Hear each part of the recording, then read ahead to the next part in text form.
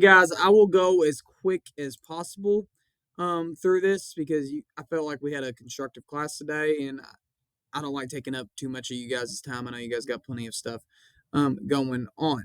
Okay, so where we left off, we were talking about the energy and the oil crisis during the 70s and how this was a common view during this time. I mean, gas stations were backed up like crazy because there was such an oil shortage because of that embargo that OPEC had placed on the United States in the aftermath of the United States support of Israel, because Israel was involved in the Yom Kippur War with Syria and Egypt. Okay, and once the United States came out and announced their support of Israel, OPEC issued this embargo. Okay, now so the 70s. Okay, this guy, which first off, this is Jimmy Carter of Georgia. Okay, a lot of you guys have probably heard about him. He's actually still living, knock on wood. Um, but Jimmy Carter is a great man. Okay, and his post-presidential life, he's seen as one of the biggest, advocates for human rights in general, and just everything he's done. Okay, as president, though, he received a lot of flack um, for the way that he handled the economy. I mean, a lot of things happen. He did not inherit a good situation from Gerald Ford. The economy was in shambles. Really, it was just one of those lose-lose situations. Because of that, 1980 election obviously does not go Carter's way. I mean, he won his home state of Georgia and a few others, but Ronald Reagan dominates this election. All right, and he's on the cusp of entering the presidency for the next 8 years. Now, we've established why the United States was having these massive economic problems during the 1970s. Part of it was the oil crisis. Another part of it was other developing countries, or not developing countries, all the countries that had been destroyed by World War II have now rebuilt, and they're obviously building up their economies stronger and better. And we're just not exporting as much. We're actually by the early 1970s, the United States is importing more than we are exporting. Not to mention, but also from the government budget standpoint, I mean, you have the Great Society programs, which were great, but obviously that took a lot of funding out of the federal budget. But not only that, Vietnam, $700 billion. So, not a good situation for either Ford or Carter to inherit. But Ronald Reagan thinks he has a handle on the economy, and he proposes something known as Reaganomics, which the basic idea behind Reaganomics was this. And I really wish we had gotten further this year to dive more in. I wanted to at least talk more. I really want to dive into Reaganomics and have like a discussion like, is it effective? Is it not? Like what are your thoughts on it? But we just didn't have time. But the basic principle of Reaganomics is this: you're going to cut the taxes, especially on the wealthy, in order to promote economic growth. Now, this should sound familiar, okay? If you think back in your head to the 1920s, that is exactly what the Republican-led government did during that time. Andrew Mellon, the Secretary of the Treasury, the whole spare the rich policy. That's kind of been resurrected from the dead and has made its way back. Okay. And the logic behind this, okay, on cutting these taxes on the wealthy and these businesses was Reagan and his advisors believed this would have a trickle down effect. So if you hear of trickle down economics, this is what they're talking about. So his logic was you give tax breaks to these wealthy, larger corporations. Okay. They're going to do better financially, they're going to have more money, in that with that money, what they'll do is that they would use their profits for business expansion. You're like, okay, why is that a big deal? Well, you get the you get you have the business expand. Okay. You have to think very, very, very, very few factories have a totally vertical integration system of production. So they depend on parts for other countries, kind of like automobiles, right? There's a factory in Cadiz that makes just like the inside liner for the car. Okay, a lot of different parts go into one vehicle. Okay, and that's just one example. Okay, you have all these different parts that are used to make bigger finished products. So if that business is doing well, if they're expanding their operation, they're going to need more of the other items in the supply chain. So guess what? Those secondary companies are also being helped.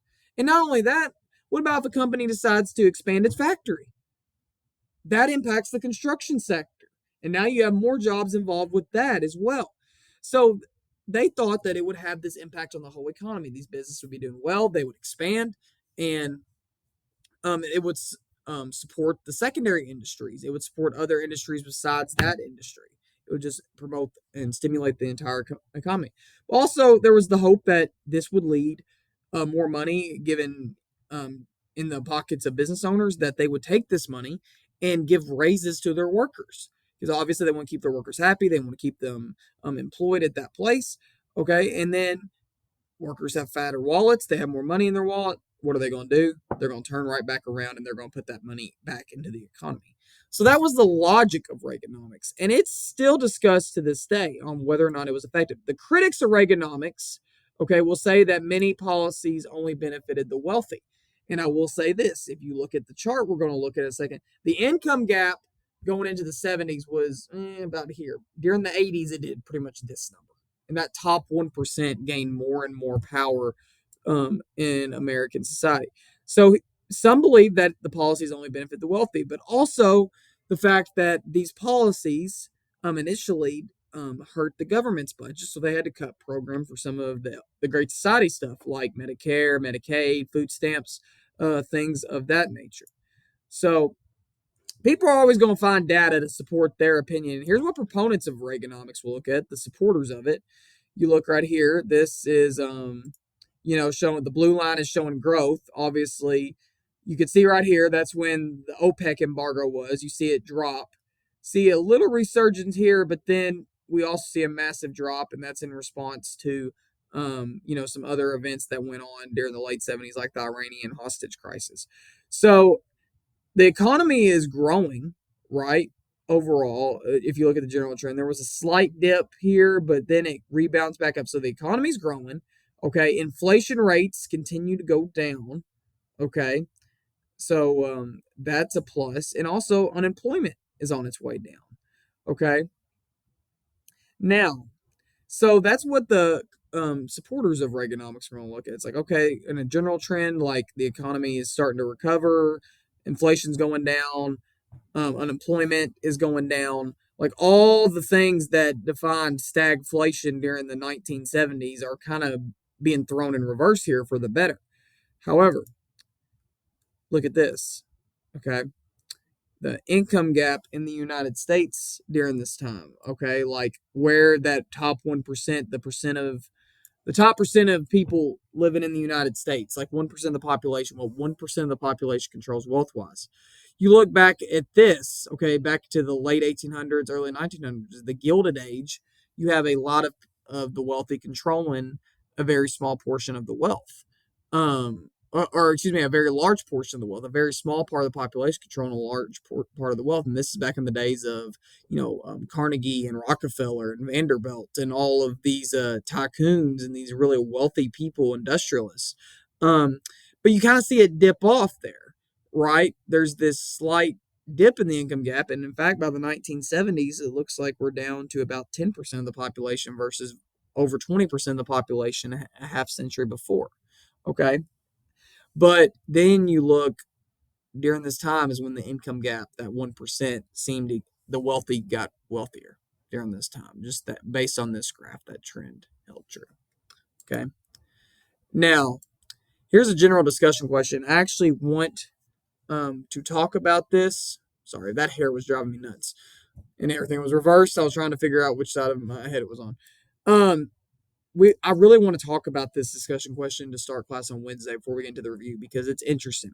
Should it be legal to have for a person to have the ability to burn the American flag as a form of protest, protected by the First Amendment? Personally, do you believe it is right or proper to burn the American flag? Is this just expression freedom of speech, or is it disrespectful to the country? And this is a very decisive topic, right? We could certainly relate to current events within the past decade. Colin Kaepernick, the former San Francisco 49ers quarterback, taking a knee, and then you saw other teams do that as well, protesting the anthem.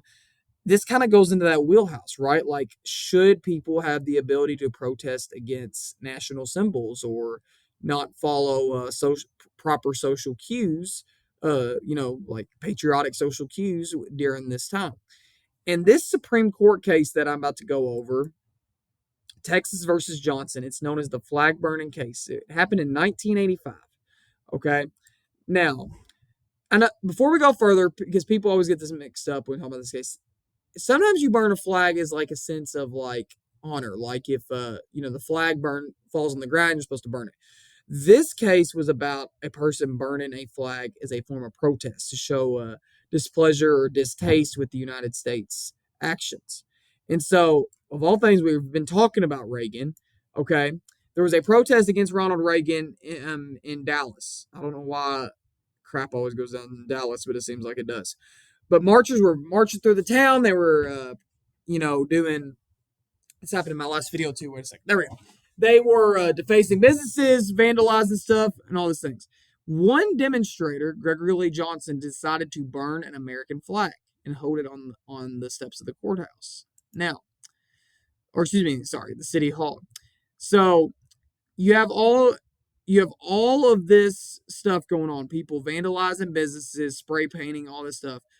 But Johnson was the only protester who was arrested in this case. And the reason why is because Johnson had violated a Texas state law that made it illegal to burn venerable objects, which means like, honorable, sacred, all that thing. So the state of Texas had tried to argue in this case. They said that the flag is a symbol of national unity. Okay, and that flag burning would actually disrupt the peace because, those people who love their country, they see somebody burning the American flag, that might invoke or provoke a reaction out of it. So that's what the state of Texas like. They're like, yeah, this is why it's illegal. Like it's a symbol of our country. It's considered a sacred object, so we don't want people defacing that in any way. However, the Supreme Court, the Supreme Court looked at this and they said that the protection, and this is why this case is important, it shows the true power of the First Amendment. Okay. The Supreme Court said that Johnson's First Amendment right was so important. This one man's right to the First Amendment, freedom of speech and expression, was so important that it outweighed both arguments that Texas could have possibly have posed in this situation. And so ultimately, Johnson's arrest was deemed unconstitutional. Okay.